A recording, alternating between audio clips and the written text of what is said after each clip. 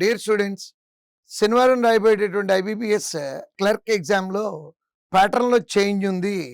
ఎలా అంటే ఇంతకుముందు 200 క్వశ్చన్స్ 200 మార్క్స్కి ఉండేది. కానీ ఇప్పుడు ప్రతి సబ్జెక్ట్లోనూ ఇంగ్లీష్ సబ్జెక్ట్ తప్పించి మిగిలిన అన్ని సబ్జెక్టుల్లో కూడా 2 మార్క్స్ క్వశ్చన్స్ 1 మార్క్ క్వశ్చన్ ఇవ్వటం జరిగింది. సో అది ఒకటి జాగ్రత్తగా గుర్తుపెట్టుకొని ఎగ్జామ్ అటెంప్ట్ చేయాలి. టోటల్ ఎగ్జామ్లో 155 క్వశ్చన్స్ ఉంటాయి. 155 క్వశ్చన్స్కి 200 మార్క్స్.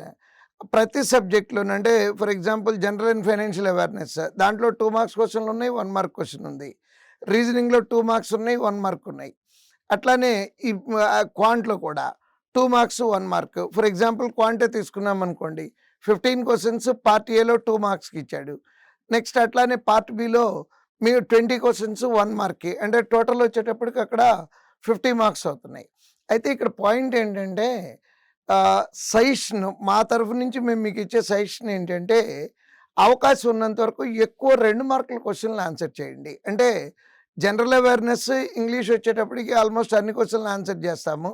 కానీ రీజనింగ్లో అర్థమెటిక్లో కొన్ని క్వశ్చన్లు వదిలేయటం జరుగుతుంది. ఆ వదిలేసే క్వశ్చన్ ఏమాత్రం అవకాశం ఉన్నా 1 మార్కే వదిలేయండి తప్పించి 2 మార్క్స్ వదిలిపెట్టమాకండి. యాక్చువల్గా కొంచెం టఫ్గానే ఉంటాయి 2 మార్క్స్ క్వశ్చన్స్. స్టిల్ ఒక 2 నిమిషాలు దాని మీద ఎక్స్ట్రా టైం స్పేర్ చేసినా పర్వాలేదు. 2 మార్కుల క్వశ్చన్లు. నెక్స్ట్ ప్రతి వీడియోలోనూ చెప్పేటటువంటి పాయింటే ఎగ్జామ్కి వెళ్ళే ముందు మీ అప్లై చేసిన స్టేట్, మీ కేటగిరీ కట్ ఆఫ్ మార్కులు చెక్ చేసుకోండి. మొత్తం గత 5 సంవత్సరాలుగా ఇండియాలో ఉన్న ఏ స్టేట్ తీసుకున్నా కూడా 50% కట్ ఆఫ్ మించి లేదు. అంటే మనము 100% అటెంప్ట్ చేయడానికి ప్రయత్నం చేసి వాటిలో తప్పులయ్యి నెగిటివ్ మార్కులు రావటం కన్నా అటెంప్ట్ చేసేవి కొంచెం తక్కువ అటెంప్ట్ చేసి 100% యాక్యురసీతో కనుక పెట్టడం జరిగితే మంచి మార్కులు సాధించడానికి అవకాశం ఉంటుంది. సో ఈ విషయాలన్నీ గుర్తుపెట్టుకొని ఎగ్జామ్ అటెంప్ట్ చేసేటప్పుడు మనకు ఆ పార్ట్ ఏ ఒకటే ఓపెన్ అయ్యి దాంట్లో 10 క్వశ్చన్లు ఓపెన్ అయితే అయ్యో ఏంటి 10 క్వశ్చన్లు ఉన్నాయి అనుకోమాకండి.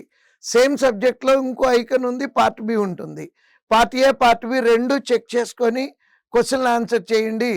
All the best.